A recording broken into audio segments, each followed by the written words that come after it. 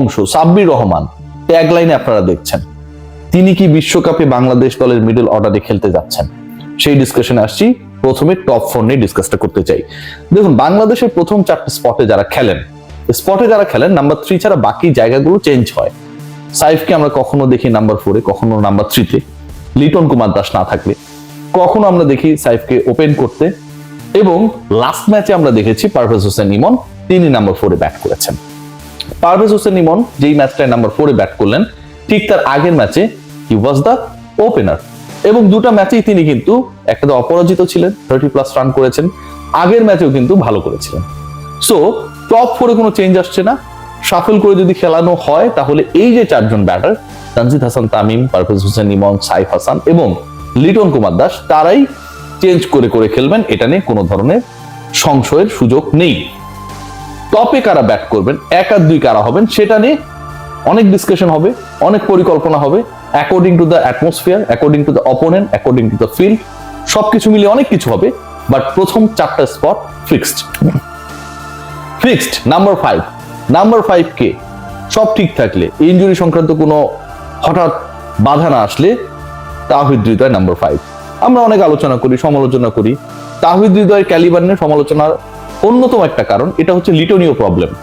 লিটন কুমার দাসের যে প্রবলেমটা, মানে লিটন কুমার দাস কত বড় ক্রিকেটার, কত বড় মাপের ক্রিকেটার। আবারও বলছি, লিটন খারাপ খেললে বা উল্টাপাল্টা শট খেলে আউট হলে আমি ধুয়ে দিব তারে, এখনই বলে রাখতেছি।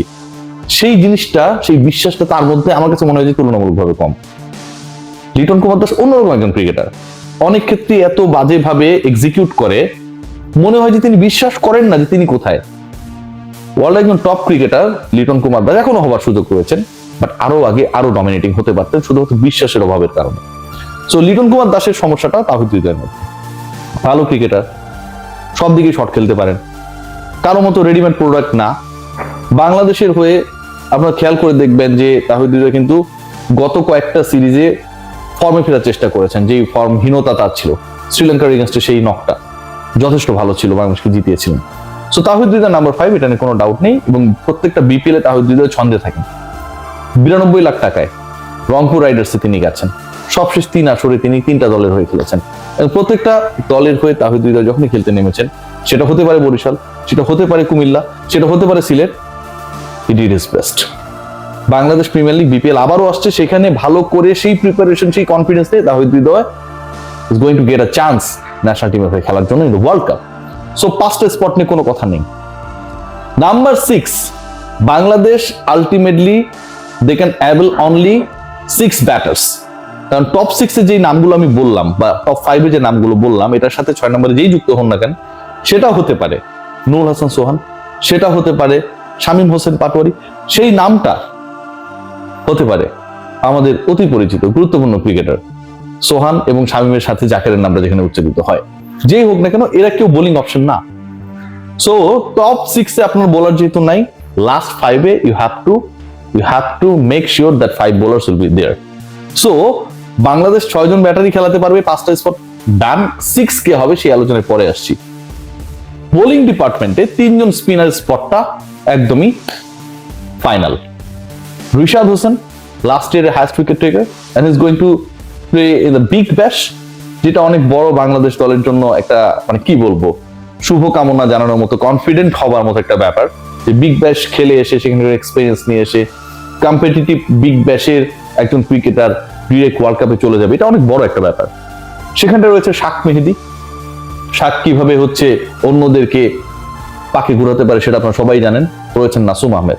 সো এই 3 জনের জায়গা নিয়ে স্পট নিয়ে আমি কোনো দেখি না। কিন্তু খুব পলিটিক্স না হয়, পলিটিক্স করার মতো লোকজন এখনো টিমের মধ্যে রয়েছেন, তারা যদি ওই রাজনীতি, ওই গুটিবাজিগুলো না করেন, তাহলে আমার কাছে মনে হয় যে বাঁহাতি অর্থোডক্স নাসুম, অফ স্পিনার শাক মেহেদি, লেগ স্পিনার রিশাদ, এদেরকে নিয়ে কোনো ধরনের সংশয় নেই।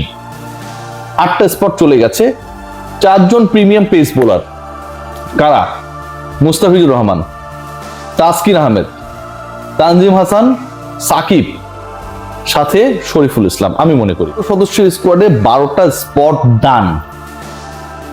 বাংলাদেশ একজন পঞ্চম পেসার নিয়ে যাবে, এবং সেই পঞ্চম পেস বোলার হিসেবে যিনি খেলবেন, যখনই তিনি কোনো একটা ম্যাচে খেলবেন, বাংলাদেশ টিম ম্যানেজমেন্ট সেই কনফিডেন্সটা পেতে চায় that he can bat well, he can chase down some particular targets.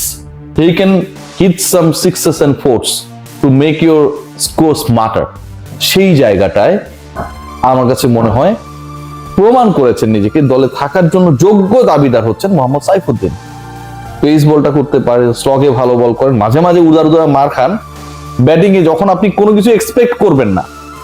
খেয়াল করে দেখুন আইরিশদের বিপক্ষে সেকেন্ড ম্যাচে দে ওয়্যার আন্ডার ট্রাবল, সোনরা যখন আউট হয়ে উইকেট বিলে চলে এলেন, Saifuddin ultimately he made it sure that Bangladesh will be the winner.